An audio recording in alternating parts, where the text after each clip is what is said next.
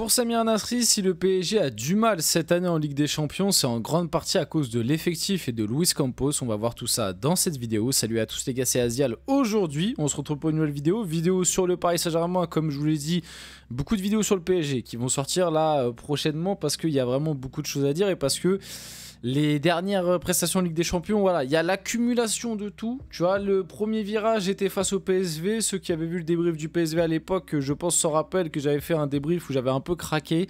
Il y a eu l'enchaînement avec l'Atlético. Là, encore une fois, défaite face au Bayern. Bref, ce PSG en Ligue des Champions est très inquiétant. Pour moi, à l'heure actuelle, je vous le dis, la qualif...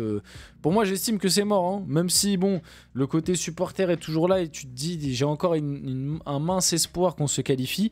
Mais par rapport à ce que je vois depuis le début de la saison, pour moi la Ligue des Champions cette année, les gars, c'est fini quoi. Si on doit être honnête là, pour espérer se qualifier, il faut prendre minimum 6 points en 3 matchs. Là tu viens d'en prendre 4 en 5. Tu vois, à titre de comparaison, sachant que les 3 matchs qui te restent, bon ok, t'as Salzbourg. Maintenant, franchement, il n'y a pas d'adversaire facile hein, depuis le début de la saison. Même si Salzbourg, ils prennent des 4-0 par tout le monde, face à ce PSG là, je me dis, on sait jamais. Hein, je vais pas crier victoire trop vite. Je vais pas jouer... tout ce que j'ai sur mon compte en banque sur la victoire du PSG face à Salzbourg, même si normalement sur le papier ça devrait le faire. Et après il te reste Stuttgart là-bas et City chez toi. Alors ok, City ils sont en crise, mais je pense qu'on connaît très bien l'ADN du PSG. City, ils vont être en pleine forme, pile poil pour affronter le PSG. Ça c'est clairement, c'est quasiment sûr. Enfin bref. Avant que la vidéo commence, n'hésitez pas à liker, commenter, partager et vous abonner. Ça fait toujours plaisir et ça aide pour le développement de la chaîne.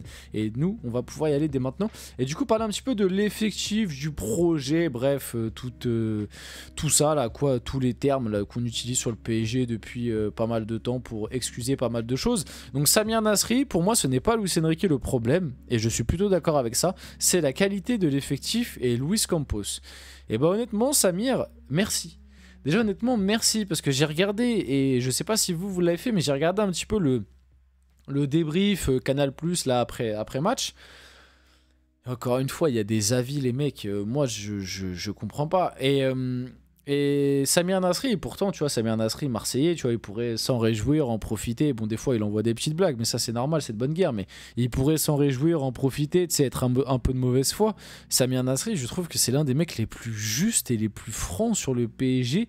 Et je trouve ça complètement dingue que ce soit un Marseillais pur sou, genre vraiment, c'est reconnu, genre tout le monde le sait, qui soit le plus objectif, en fait, sur le PSG. Et je trouve ça absolument complètement dingue parce que moi, je trouve qu'il cible très bien les problèmes par rapport à l'effectif.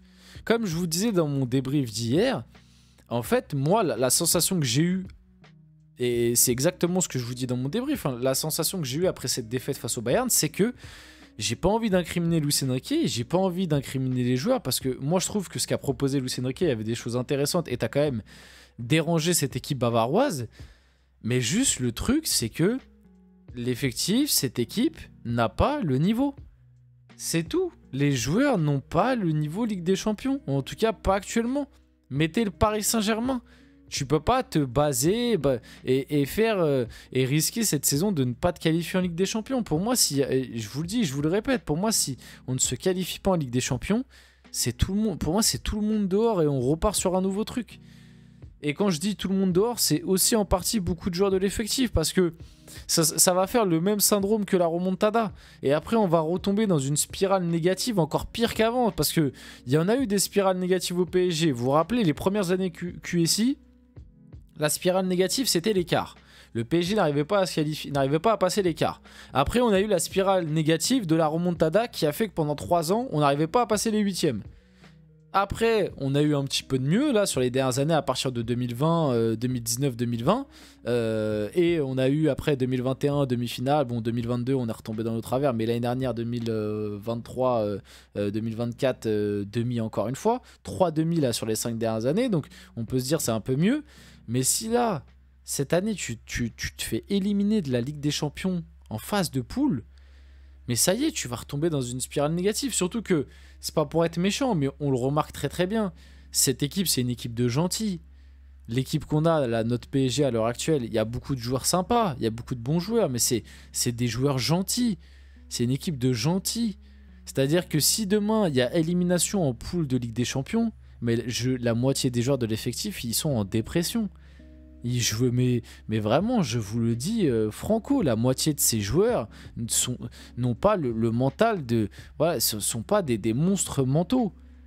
Tu vois ce que je veux dire? C'est des gentils. Le PSG, c'est une équipe de gentils. On le voit depuis le début de la saison en Ligue des Champions.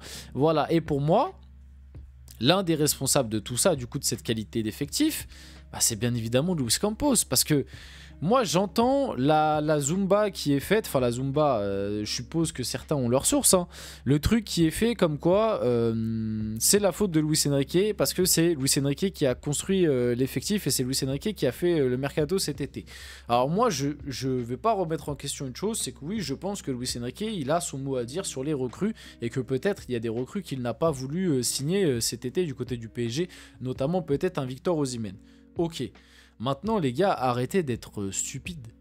Arrêtez de penser que Luis Enrique, il veut absolument que des mecs de 18 ans qui sont, entre guillemets, en développement, etc.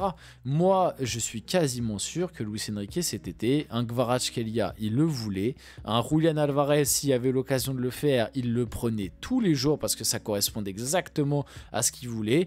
Demain, Luis Enrique, on lui dit, il y a Rodrigo qui veut venir, je suis sûr qu'il le veut. Enfin bref, tout ça pour un Bruno Guimaraes, je suis sûr que Luis Enrique le veut. Un Joshua Kimmich, je suis sûr que Luis Enrique le veut. Enfin bref, tout ça pour vous dire qu'en fait, bien évidemment que Luis Enrique, si tu lui proposes des joueurs de qualité qui rentrent dans ce qu'il recherche, il les prendra tous les jours. Le problème, c'est qu'on a comme directeur sportif Luis Campos. Alors pour l'instant, apparemment, ça se passe bien avec Luis Enrique. Tu vois, il n'y a pas de problème. Les deux bossent plutôt main dans la main. Mais en même temps, Luis Enrique, il est très corporate. Et moi, comme je vous l'ai toujours dit, même si Luis Enrique, il vient nous dire en conférence de presse que tout se passe bien, qu'il est content de son effectif et tout, moi, je pense aussi qu'il y a une grosse partie de com et que c'est juste qu'il veut pas mettre dans la merde le club et pas faire une communication et dire ouais, j'ai pas eu les joueurs que je voulais, etc. Parce que sinon, ça pourrait mettre encore plus le feu. Moi, je suis persuadé qu'en réalité, j'en suis quasiment sûr même qu'en réalité, genre en off, Luis Enrique, mais bien évidemment qu'il n'est pas satisfait de l'effectif. Il dit ça devant la presse, etc. pour pas faire de polémique, mais on s'en rend bien compte qu'il n'est pas satisfait de l'effectif. Pourquoi je vous dis on s'en rend bien compte? Mais regardez le match d'hier. Regardez les changements qu'il fait. À votre avis, pourquoi il fait pas rentrer un Kolo Muani hier? Parce qu'il sait très... Enfin, parce que de base, Kolo Muani, je suis persuadé qu'un Luis Enrique, tu lui demandes son avis demain, mais il en veut pas d'un Kolo Muani. Il en veut pas. Pourquoi hier, il fait pas rentrer un Désiré Doué? Parce qu'il sait très bien qu'il a pas le niveau. Pourquoi hier, il fait pas rentrer tel et tel joueur? Pourquoi hier, Luis Enrique prend le risque de faire entrer Gonzalo Ramos, qui revient de 3 mois de blessure, plutôt que de faire entrer un autre joueur? Mais parce que Gonzalo Ramos, je pense que c'est un mec que Luis Enrique a validé de base. Donc qu'est-ce que tout cela veut dire? Tout cela veut dire que Luis Enrique, en réalité, il n'est pas content de l'effectif. Et que je suis quasiment sûr que si tu lui poses la question en interne, en off, et que, en gros, tu le répètes à personne et que vous discutez, je suis quasiment sûr qu'il te dit que la moitié des mecs de l'effectif, il a envie de les dégager pour prendre d'autres mecs. Luis Enrique, vous croyez vraiment qu'il a envie de garder Skriniar dans l'effectif? Vous croyez vraiment qu'il est content de garder Kolo Muani? Vous croyez vraiment que Luis Enrique, il est content de se trimballer Asensio et Likangin en faux neuf alors qu'il aurait pu prendre un Julian Alvarez cet été ou même un Gvisha Kvaratskhelia ou de ce style de joueur-là? Voilà, vous croyez vraiment que Luis Enrique, il est content de jouer avec Fabian Ruiz alors que c'est Luis Enrique lui-même qui l'a viré de la sélection espagnole? Mais c'est parce qu'il sait très bien que Fabian Ruiz, c'est entre guillemets son seul milieu qui a ce grain un peu technique, même si bon, voilà, c'est... Mais bref, voilà quoi, elle est là aussi actuellement la réalité. Et qui a construit cet effectif? Parce que pareil, Luis Enrique, pour moi, il a eu son mot à dire qu'à partir de cette année. Pour moi, qu'à partir de ce mercato cet été. Et d'ailleurs, on le voit très bien, parce qu'au final, Pacho et Joao Neves, ça fonctionne hyper bien. C'est deux satisfactions, il n'y a rien à dire. Désiré Doué, un peu plus compliqué. Mais Désiré Doué, Luis Enrique l'a validé. Mais Désiré Doué, c'est aussi en partie Nasser Al-Khelaifi. Mais même si Luis Enrique l'a validé. Mais Mais pour moi, c'est le premier mercato où Luis Enrique a vraiment eu son mot à dire, hein, parce que on le voit bien, le mercato de l'année dernière, Ugarte il est déjà reparti, Kolo Muani il joue pas, Skriniar il joue pas. Enfin voilà, moi je suis quasiment sûr que sur le mercato de l'année dernière, il y a beaucoup de joueurs qui ont signé, que Luis Enrique en réalité il les voulait pas forcément, hein, Kolo Muani etc. Donc bref, donc oui, à l'heure actuelle, l'effectif du PSG est trop faible pour la Ligue des Champions pour moi. Et c'est en grande partie Luis Campos. Après, oui, je finis la vidéo là-dessus. Oui, Luis Campos, il a fait 2-3 bons coups, Vitinha et tout. Joao Neves. Mais globalement, depuis qu'il est là, c'est quand même 800 millions. L'effectif a juste régressé d'une manière abyssale. Donc voilà quoi. On finit la vidéo là-dessus, j'espère que cette vidéo vous a plu, si c'est le cas n'hésitez pas à la liker, commenter, partager et vous abonner les gars, c'était Azial et on se retrouve très rapidement pour une prochaine vidéo.